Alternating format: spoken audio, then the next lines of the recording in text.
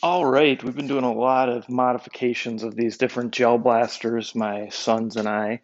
I have a 13-year-old and a 17-year-old, and so that's what we've been working on this week. And I've had a lot of people ask me, what do you do with all these tools that you show on your YouTube channel? So I wanted to go ahead and talk about some of the different tools that I've used here and how they've worked out. So anyway, this is kind of all the different tools that I use. So I'll try to kind of zoom in as we go here.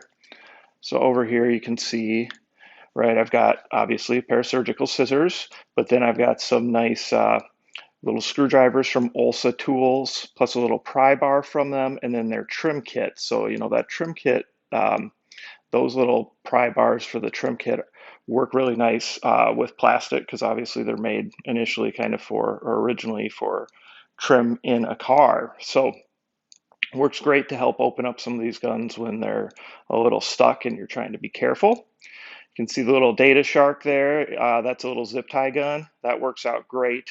Occasionally I need to use some zip ties to hold things together when I'm gluing them, or sometimes just kind of permanently depending on the modifications. Got my M18 drill there. That gets used quite a bit. Hacksaw from Medicu. Using that, just to cut different pieces of the plastic. The hacksaw works great. It's easier than using an electric one, I think. It's a little more precise. All right, if we scroll over here, that's just showing a couple of the guns. This is kind of my electrical area, right? So you see from ToAuto, I have the nice soldering kit and reheat kit there. I just do a lot of basic soldering, just kind of simple connections. I'm not a soldering master by any means. And then we've got a nice Nipex auto stripper, works great for the little wires. And then you see my nice set of pliers, different types of pliers, cutters, linesman's pliers, needle nose from Olsa Tools. Those work out great when you're cutting little pieces of plastic on the inside of the guns and removing them, or of course any of the electrical work that needs to be done. And then we see my Ryobi Heat Gun here, and then I have a Sure Bonder glue gun that runs off Ryobi batteries too. So use the glue gun sometime, but a lot of times I just like using super glue. So that's kind of just a little rundown of some of the different tools that I use on a regular basis when we've been modifying these guns. So stay tuned. I'm going to show some videos of the actual guns. All right, here are all the different guns that we modified this week. Some of them are just kind of simple cosmetic things that you see with the AKM 47s, and then with the AEG or M416, you can see that we've done quite a bit different. So let's check them out before we shoot them. So anyway, here is just an AKM 47, added a rail to it to put the little light on. That's a pretty simple modification. And then added a small rail on this side, right? And then kind of built this silencer suppressor type thing for the front that has a little handle on it.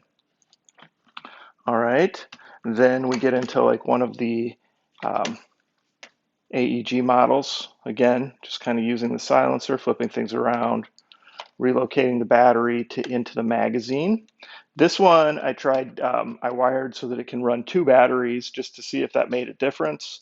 Doesn't really make a difference at all. I'm sure it just gives you more battery life. Here is just a very simple AKM47, just added a rail to it. And really, it's just super glue and then one tiny screw. There's a little recessed spot that works very good to stick a screw through. So that will hold plenty for that. This one here, you can see again, it's that M416 or the AEG, whatever you want to call it. And really all I did was relocate the magazine to a top loading hopper just because, any of these that are magazine fed that do not have electronic assist in the magazine seem to have some issues just in general from all the brands. And so if you kind of flip the feeder around inside, use the top loader, just tends to work a lot better. I wouldn't say I have any of them perfect yet, but when we shoot them later, you'll see that several of them work very well. So again, just kind of some different versions of it. Cosmetically, looks a little different. Over here, some very similar ones. And then kind of made a short version of you know, the assault rifle style. So that's all of them there.